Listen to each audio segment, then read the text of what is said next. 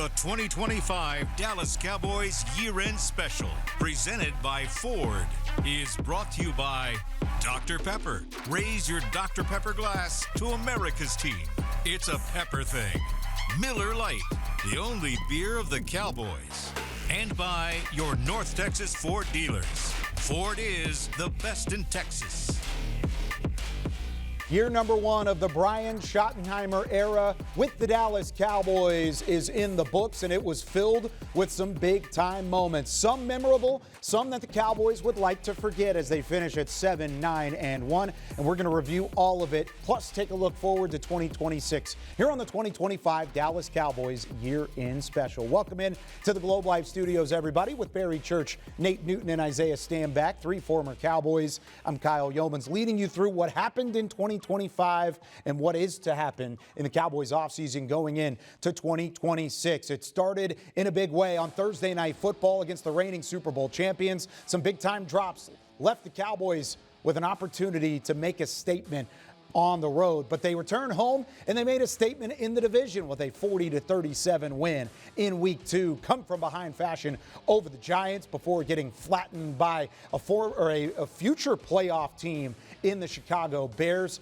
and then a tie against a former friend, now turned foe in Micah Parsons, a 40-40 game, Isaiah. That was one of the games that's going to be remembered most for the Cowboys in 2025, and it's partially because it was a tie, but also because of the return of Micah Parsons to AT&T Stadium. Yeah, highly emotional game. Micah Parsons coming back, chasing after Dak for the first time outside of training camp practices.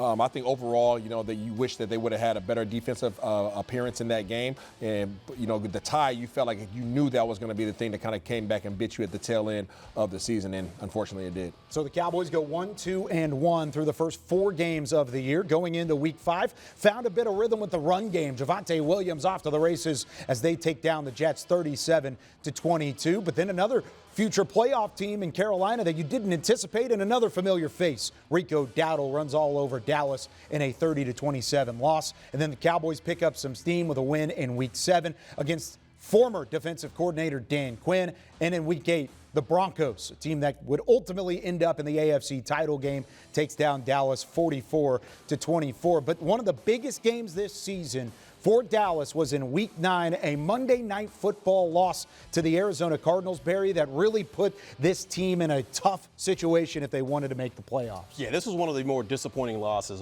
for the regular season for the Dallas Cowboys. When you look at it, they were the more talented team out there, but they let the Arizona Cardinals come in here, outwork them, and walk away with the W. This is a game you had to have if you were the Dallas Cowboys. So to me, it was disappointing overall. So from this point forward, it was really a win-out scenario for Dallas, and they gave some hope to Cowboys fans following the bye week, starting in Las Vegas with a blowout win over the Raiders, also on Monday Night Football. Then they take down the reigning Super Bowl champs at home in Arlington, 24-21. They erase a 21-point deficit to win that football game. And then in front of the most watched crowd of all time in an NFL regular season game on Thanksgiving, the Cowboys take down the Chiefs. And Nate, this was really when Cowboys fans were starting to buy in and say that the playoffs were still a possibility. Yeah, the hoping was running live right here, Kyle. But all it showed us was that Quentin Williams and Clark and Osa were guys that we could build around, because we slowly collapsed after that right there. But the hoping was alive, and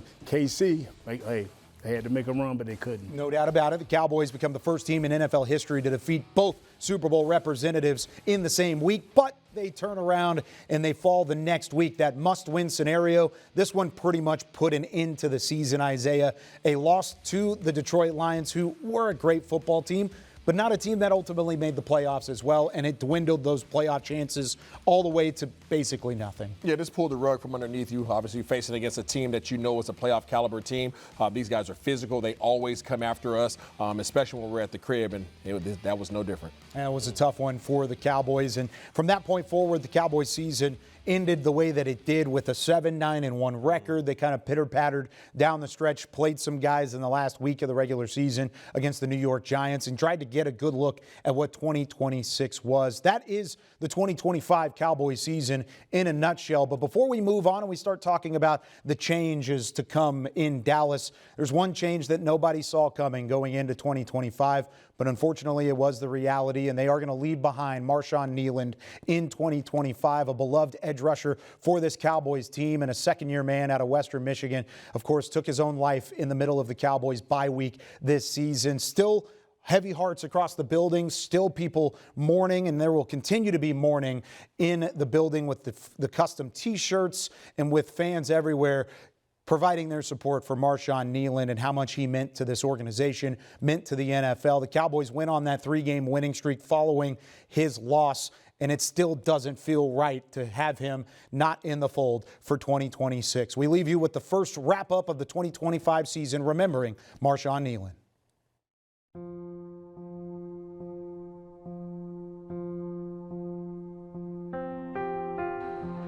Very loving, contagious guy. I mean, I know that, right? It's been noted, right? His saying was one love, and I think you just felt that. You felt that aura, you felt that demeanor, you felt him carry that, and that's everything that he did. The way he played this game, the way he took care of his body, he did that like a veteran. He was a professional. He was much more of a professional than a lot of young guys that I've seen throughout the league, and doing everything that you need to do the right way to make sure you're available. And Marshawn did that, and very loved. He'll be missed. Definitely not forgotten, and we're going to move forward. We're going to move forward to carry on his legacy, and just everything that we can do, just trying to do it to the best we can.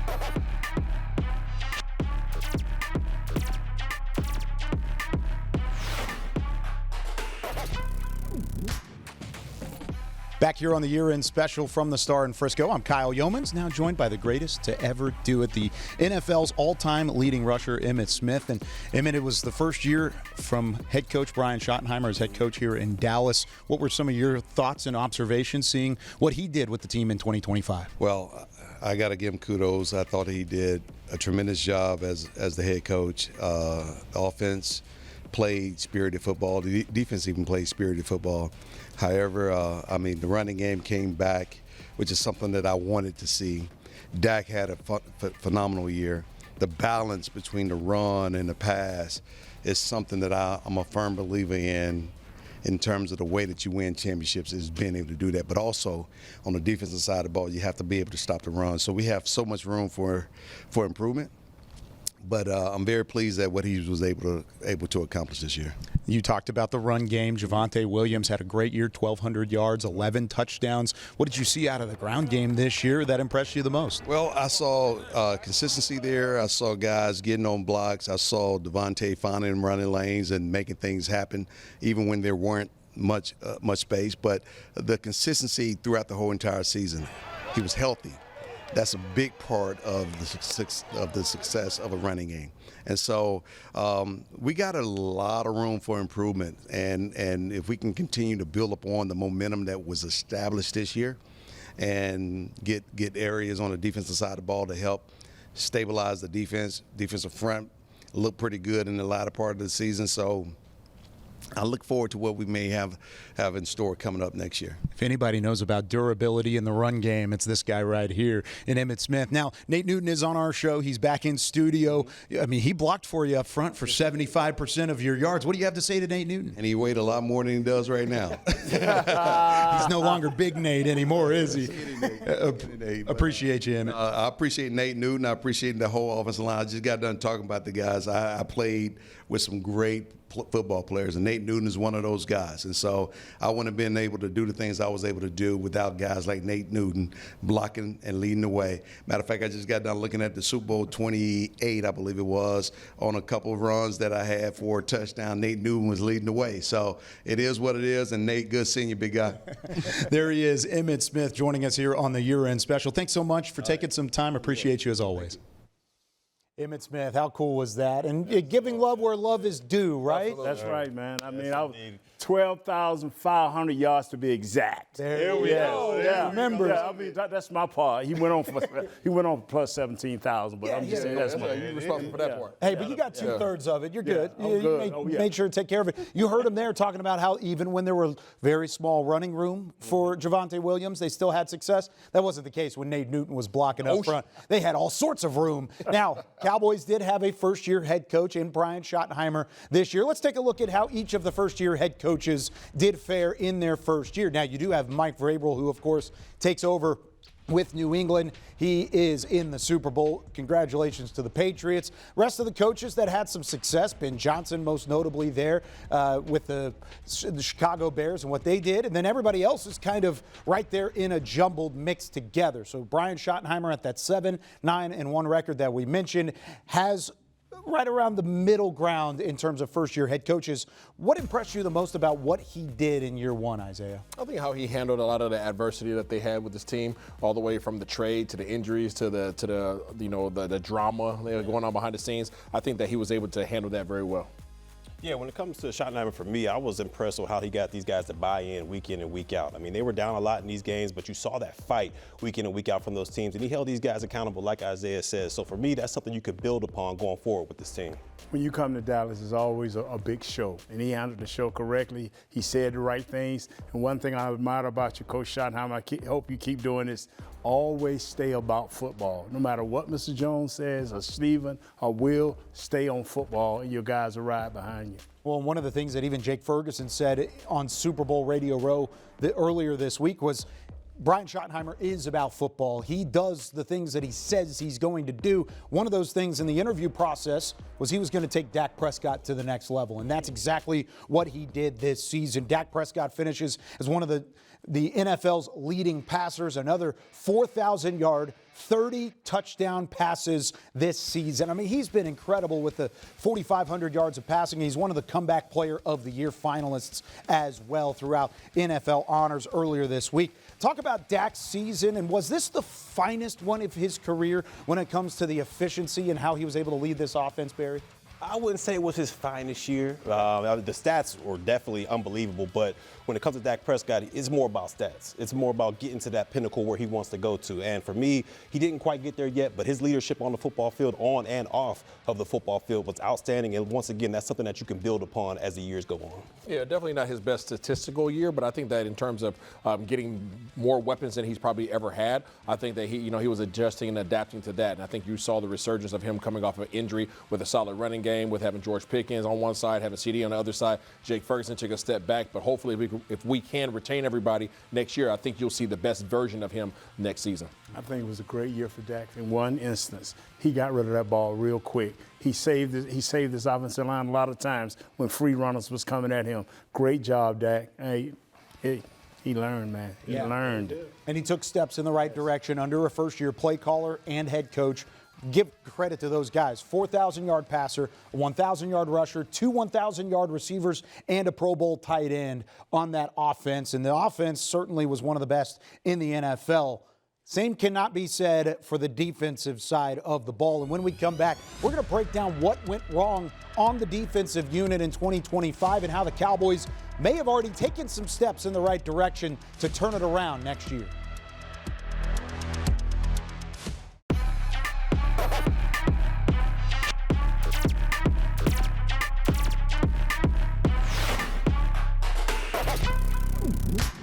This segment is brought to you by your North Texas Ford dealers. Ford is the best in Texas.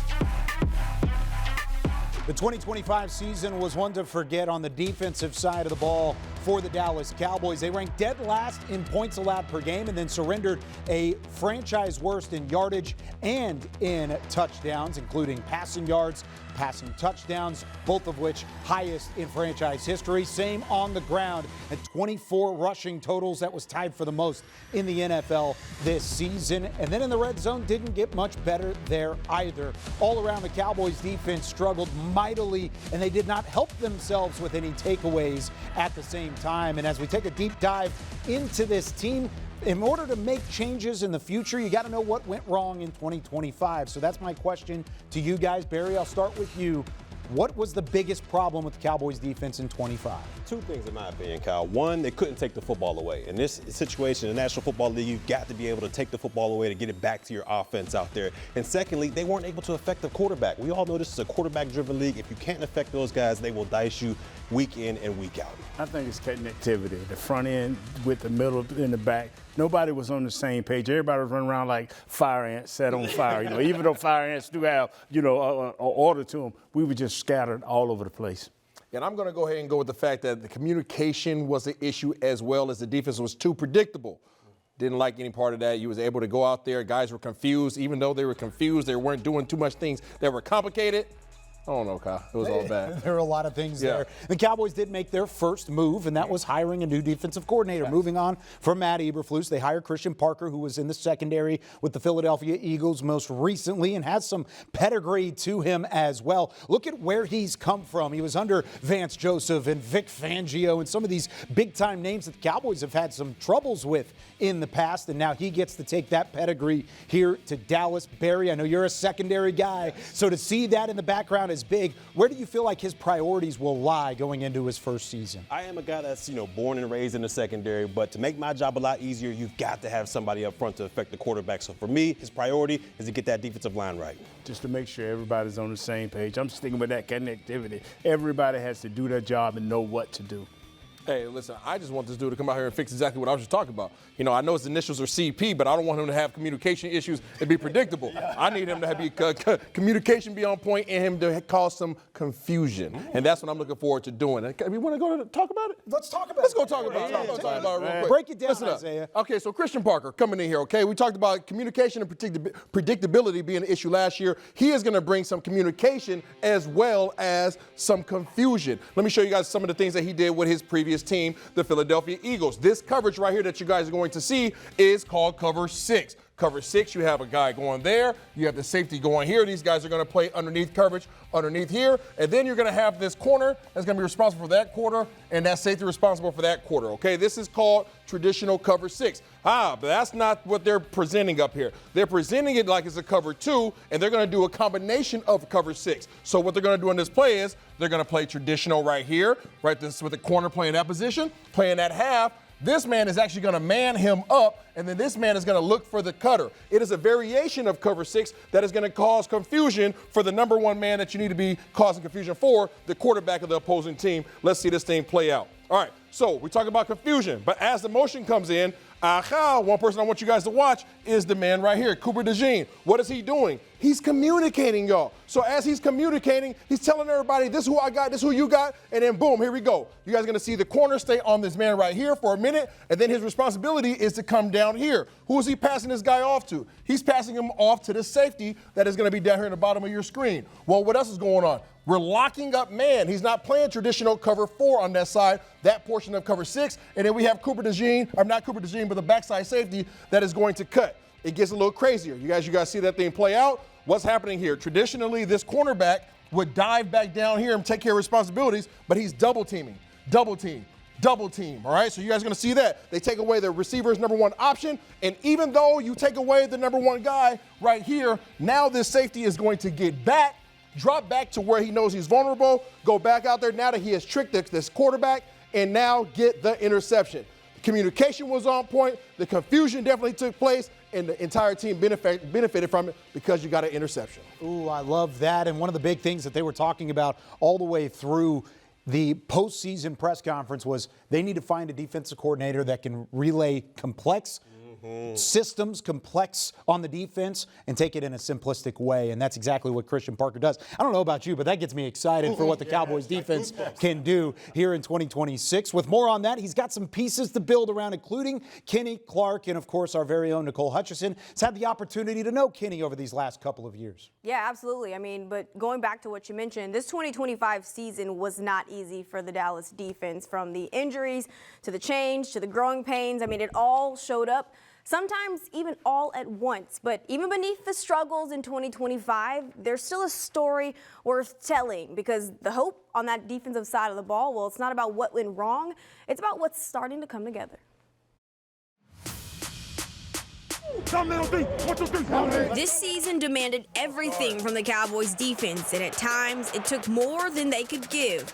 Injuries mounted, execution faltered, and Dallas paid for it. When we go back through the year and you look at it, I mean, it was the inconsistency. We weren't able to take the ball away. This defense never found a true identity, and their system never fully took shape. And the numbers told the story. Dallas finished near the bottom of the league across the board mostly. A lot of people kind of put the blame on the coaching all the time. Even Flew himself can't take all the blame for us struggling this year.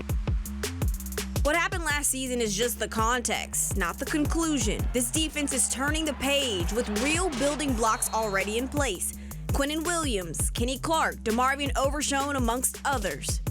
They're tremendous players to build around from the ethos of the team. I'm encouraged about that. You give Q, you give Kenny, you give those guys an offseason, being around the other players, powerful. The foundation is starting to take shape. Now it's about finishing the build. We love Overshown. I think he's a core piece of the defense, but certainly, I still think, though, we need, help in the back end. You already know what we do. And that's where hope lives, with clarity on what this defense is and confidence in what's coming next. Just being able to establish the standard of what the team, of our defense, showing the guys how we work and all that kind of stuff. I think that'll go a long way. Over the middle and an immediate tackle by Kenny Clark. I'm in a positive mindset, especially this year, just because of the future that we have and the things that I can look forward to. I guess have a full offseason and training camp to get this thing going in a direction, because I think we have a team to go in a direction. I think we have a head coach to take us in that direction. Say goodnight, Gino. Quinnen Williams, enjoy your first Dallas sack.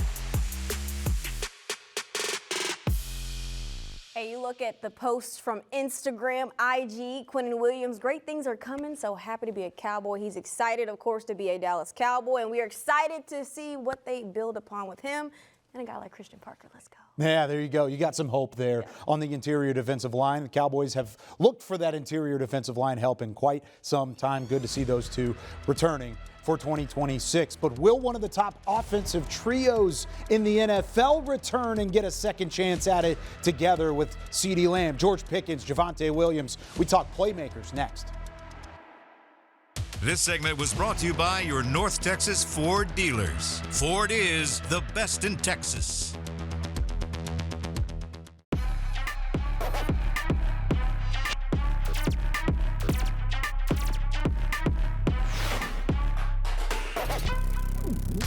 All right, I'm here with Ed Too Tall Jones, and I want to know, what does it take to be a great defensive player, especially a defensive end in the NFL nowadays? I keep it very simple. Technique, and also the will to get back there. And regardless of what kind of technique you have or how strong, how fast you are, mentally you got to say, quarterback is mine. Mm-hmm. Now let me ask you. All right. Is George Pickens your new receiver? Yeah, he's, there's only one guy can wear 88, and that's CD. But George Pickens is really stepping up and doing a great job. And I like the fact that we got two very effective receivers, because that's what you see as success in the NFL nowadays, where the teams that are moving the ball offensively, they have two guys that they can throw to take the pressure off one and the other. And that's what George Pickens brings. I like the way he runs pass routes. I like the way he catches the football. And he just got to keep his attitude in check, and we'll be good. Awesome. All right? And Nate, what do you think about all this, Nate? You don't know nothing. We know more about football than you, Nate. This is that Too Tall Jones, Drew Pearson hanging out. Wow. Wow. What is your response to Drew? Well, Big Ed will never get a sack on me in practice. Oh, yeah. There it is. Yeah, and I know Drew don't want to see them 79 Raiders. Oh. No, I'm just joking. Drew, love you down. Just joking. It is the reason I made this Cowboy football team, so I'm just joking. Oh, there you go. Nate Newton, Barry Church, Isaiah Stanback, and Kyle Youmans. Glad you're with us. Talked a little bit about some of those playmakers as well. And, of course, what a duo Dallas had at the wide receiver position in 2025. The addition of George Pickens, adding him to the wide receiver core that included C.D. Lamb, and it was a match made in offensive heaven. What they were able to do, 2 1,000-yard receivers. George Pickens finishes top 5 in both receiving yards and receiving touchdowns in the NFL. Isaiah, I'll start with you. Were they the best and most dynamic duo at wide receiver in the NFL this year? I can't say that they were the best and most dynamic because they weren't there for the entire season just because of the injury to CeeDee Lamb. But when those guys were on the field together, they were definitely a tandem to be reckoned with. These guys, with versatility that they have in terms of their route running, their catch radius, their big playability. As you just heard, obviously Mr. Hutt himself and Ed Tutal talking about, it's a heck of a tandem to have, and any offense is going to be able to have an impact whenever you have that kind of star power. I believe when you give Dak the tools like with CD and Pickens this year, they are the top 3. These guys are elite. They're both a different type player. CD more of a route runner, the other guy more of a spectacular big catch guy, but they both help Dak be the quarterback that he needs to be. Yeah, when it comes to me, I definitely believe that this was the best tandem in the National Football League. When you look at it, you got 2 number 1s on the outside, and they both can do everything. They both have the whole entire route tree at their disposal out there. CeeDee Lamb could be the short, shallow, intermediate guy. So can George Pickens as well. So to me, when you got 2 dynamic players like that, it makes it hard for defenses out there. But overall, to me, they had the best tandem in the National Football League. And it wasn't just the yardage that they brought up. It was the yardage that was left on the table, too. You talk about pass interference penalties, Barry. Yeah, I know you love talking about defensive pass interference as a former safety yourself. But, I mean, the Cowboys had 2 guys in the top 3 in terms of pass interference targets across the board. I mean, what does that say to you when you look at them at the top of that list? That these are 2 extremely polished wide receivers that know all the tricks to the trade. I mean, when you look at it, guarding a wide receiver is hard in its own. But when you got guys that are able to put those hands out extremely late, when the ball is right about to hit that breadbasket, that makes it hard for defensive backs because you're looking for keys. You're looking for guys to put their hands out. You're looking for those eyes to get wide. But when those eyes get wide and you don't see your hands reaching out, that clock in your mind starts going off. And you get the panic and you get to grab and you get to hold it. And that's how penalties come for defensive backs out there. But for your boy, that never happened. I was always in pristine coverage ability, all that. So that never happened with me. But these other DBs out there, they struggle with that a lot. Every other defensive back that's ever played in the National Football League has struggled with that. Now, when it comes to Javonte Williams, Isaiah, I know you were very much so on his bandwagon early. How was he so dominant at the running back position throughout the year? Well, first of all, Kyle, I believe in Javonte. Yes, Javonte Williams, a.k.a. what we refer to him here, is the juggernaut. That's right, the man that you give the ball to, he goes downhill, he runs through your chest cavity, and just happens to fall for 3, 4, 5, even like you see on your screen, 30 yards. It doesn't matter. You're going to need more than one guy to tackle this guy. Not only was he good in the running game, he was good at protecting the ball, and he was good in pass protection. Full all-around good back that you love to have as on any offense around this NFL. Cowboys are lucky to have him. We need to give him 5 to 6 more touches. I mean, he's a bowling ball, and he makes things happen. He's very, very physical. Yeah, when it comes to Javonte, I love what he was able to do between the tackles, dragging people all along there. One thing I would love to see in this backfield is a good change of pace back. When you get those change of pace with that juggernaut mentality out there, you got a match made in heaven. And somebody that can affect the passing game as well. That's somebody else I would love to add to the list a little bit. Javonte added it from a pass blocking standpoint. I want to see somebody that can be a receiver out of the backfield. We'll see what the Cowboys can do in the 2026 offseason. When we come back to the year-end special here from the Star in Frisco, how was special teams in 2025? Some things to grow on, some things to improve on when we return.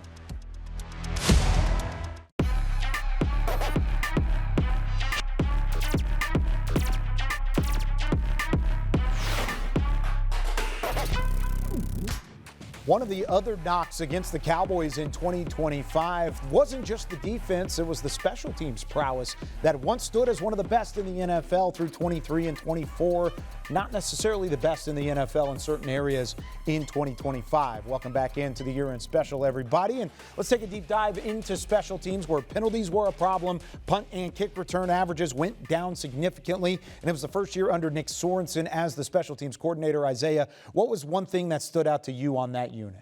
It was underwhelming. It was underwhelming. I don't think that you really had an identity as a special teams unit. When you're Nick Sorensen, you come into a team that has 3 all-pros at the position of punter, punt return / kick return, and kicker. You expected more out of this unit. Unfortunately, it did not become a powerful third of the game as which you hoped it would be. Yeah, when it came to the special teams, I was extremely surprised that with the ability that they have back there in Kevontae Turpin, all-pro returner, to not have a kickoff return or a punt return for a TD the entire season, to me that was surprising because you've seen what this guy was able to do with his electric ability out there. So for me, that was surprising overall. We needed for our coverage teams to help our defense, and they did not do a very good job. A lot of games, they was averaging starting on the 40. Yeah. That's way too much. We got to improve that greatly. Yeah, that's one thing that you could see a step forward into 2026, more of a emphasis on the special team side of things. Now, there was one big piece of trivia that we figured out this year, and this is really important stuff, everybody. I got a question for you. Do you know which Cowboys player is the only Cowboys player in history to appear in both FIFA and Madden in terms of the video games? Which one is it? His name is Butter Aubrey. Brandon Aubrey. How about that? Only one that's ever been in FIFA or Madden, actually both. FIFA and Madden. There's one other player, I believe, all time in the NFL that got there, but his excellence continued into 2025. A mile worth of field goals? Are you kidding me, Brandon Aubrey? He's still one of the best weapons. Is he the best scoring weapon in the NFL, Isaiah? You know, I'm kind of disappointed that he didn't have 1.1 miles, but I guess that'd be okay. Listen, yes, he's the best scoring kicker in football. He's an absolute beast. You talk about somebody who is an absolute threat anytime you cross the 50-yard line. That's exactly who you have. He had some misses this year that we didn't expect, but guess what? He is human. Yeah, without a doubt, he's the best scorer out there. I mean, you get a touchback, you get 2 first downs, you're already within his range. So for me, he's the best scoring option there is. Yeah, that's the thing. Is as soon as you got past the 50-yard line, it became even a criticism for the Cowboys offense. They weren't aggressive enough because they knew they had 17 that could knock it through from 60, and that was Brandon Aubrey. Another great season for him. When we come back here on the Year in Special, how about some of the best sounds of the sideline? Maybe they talked about FIFA and Madden on the sidelines of the Cowboys this season. We go inside the game when we return.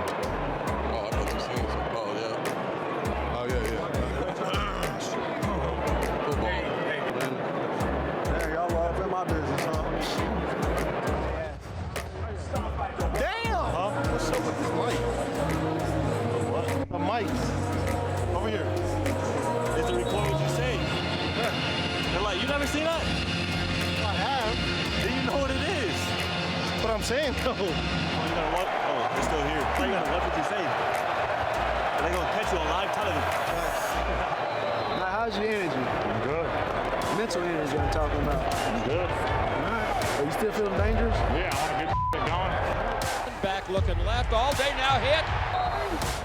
Russell Wilson wrapped up by Dante Fowler. Oh, James Houston. Let's go, James Houston. Man, that's James Houston. Man, that's James Houston.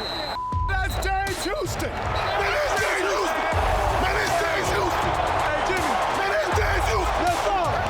They better leave James Houston alone. Another day to have a great day to watch me play. Yep. Here's Prescott flipping it out to Pickens on the left side to about the 33.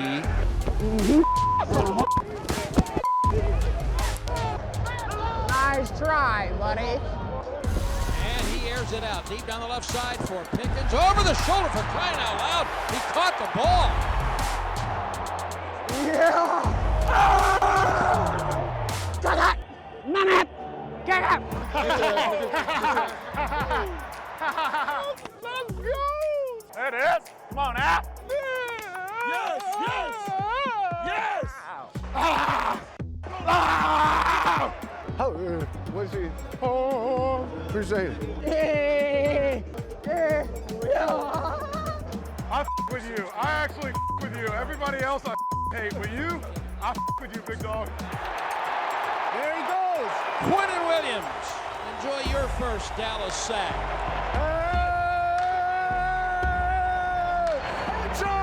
Joe, what do you do? Yeah. So if I say something crazy, y'all can edit it for me. Okay, man. I be talking crazy, so I got a brand to uphold, so I don't want my grandma hearing that. Thank y'all. Let's do it, brother. Some of the best sounds of the sideline throughout the Cowboys 2025 season. And when we come back, we take a trip out to the West Coast where Nick Eatman and Tommy Yarish are breaking down what's next for the Pro Football Hall of Fame.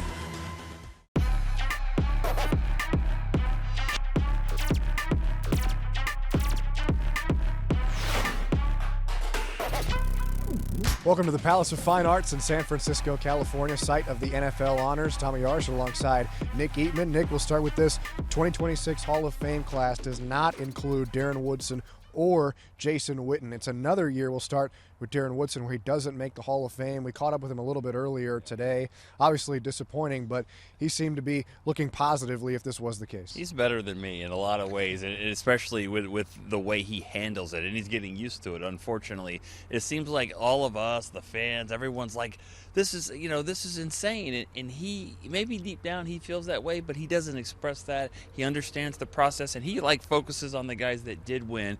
We know his time's coming, but it's just unfortunate it didn't happen again today. Yeah, absolutely. And on the other side, the offensive side, Jason Witten, who is fourth all-time in the NFL in receptions, did not become a first-ballot Hall of Famer. Jason Garrett, former Cowboys head coach, told me earlier in the week that he's a slam-dunk first-ballot guy. That's not the case, although it is likely that he'll probably get in 2027. You think about the history that he's got with the Cowboys, it's going to be hard to keep someone like that out. Yeah, and I just think it's the way the voters are really doing this now, is that if you didn't win multiple Super Bowls, it seems like, or all these records, you're not going to be a first ballot Hall of Famer. I feel like he should be, but it feels like there's a process there. But I certainly don't think it should be that long for Darren Woodson to go, 23 years to do that. So maybe somewhere in between. Yeah, all-time receptions leader in Jason Witten, all-time tackles leader in Darren Woodson for the Cowboys. We'll see about 2027. But speaking of 2026, we're looking ahead to this season. How about this new news? The Cowboys traveling to Rio de Janeiro in Brazil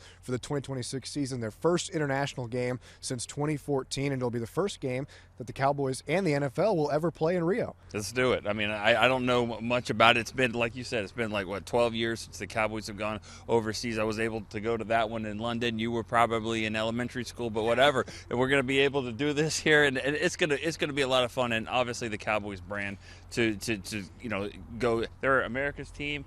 About South America's team. Yeah, absolutely. Cowboys owner and general manager Jerry Jones, along with some players, very excited for that trip, as are we. But for now, we'll toss it back in the studio to you, Kyle.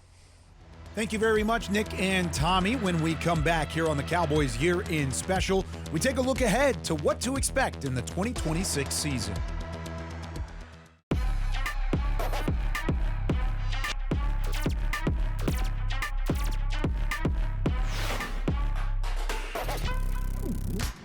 The 2025 Dallas Cowboys Year-End Special, presented by Ford, was brought to you by Dr. Pepper. Raise your Dr. Pepper glass to America's team.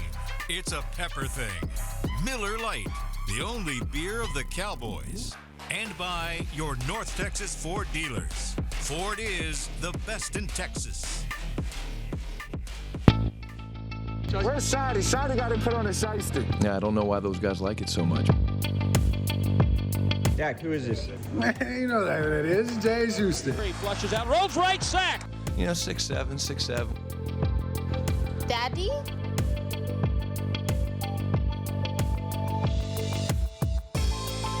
Just provide a little bit of hope during this holiday season, and some was very, very fortunate to do. What a year 2025 was, and we cannot wait to make more memories in 2026. Here are the Cowboys' 2026 opponents, including some really tough home games. How about the Ravens now under new leadership? You got the Buccaneers coming to town. San Francisco is there. Strength of schedule-wise, though, the Cowboys actually benefit a little bit, and part of that is because of how down the Giants were and how down the Commanders were in 2025. But it's never anything easy when you've got the target on your chest, and that is the star logo for the Dallas Cowboys. What are some of the opponents you're looking forward to the most, Barry, going into 2026? It's an old rival, the Philadelphia Eagles. To me, I look at that as the staple. You got to be able to beat those guys in order to win a division. So for me, I'm looking forward to seeing what this team matches up against Philadelphia in 2026. Hopefully they sweep them. Texans, the battle for the state of Texas. Wow. Yes, sir. We coming to get you. Able to handle yeah. Energy right there now. That just woke me up. It's the end of the show, and I'm ready to go for another hour. Well, Barry might not like this one, but I'm going to go with Duval. Listen, that team is dangerous. No Michael Jackson. Was that a shot at Barry Church? Did you just catch a stray in the final segment? Are you okay? I'm all right. We're going to have to renew Barry's contract, if you know what I mean. Look at that watch. Hey, you were in Jacksonville too, mister. You got to keep Jacksonville that in didn't pay mind. me like that. I can say that. That's right. That's going to do it for us in 2025. Hope you enjoyed it as much as we did. For Barry Church, Nate Newton, and Isaiah Stanback, I'm Kyle Youmans. 2025 was a year full of memories. Like I said at the beginning of the show, we appreciate you, Cowboys Nation, for always sticking around for us all the way through. Can't wait to see you in 2026 as the Cowboys return to AT&T Stadium, looking to achieve the ultimate goal.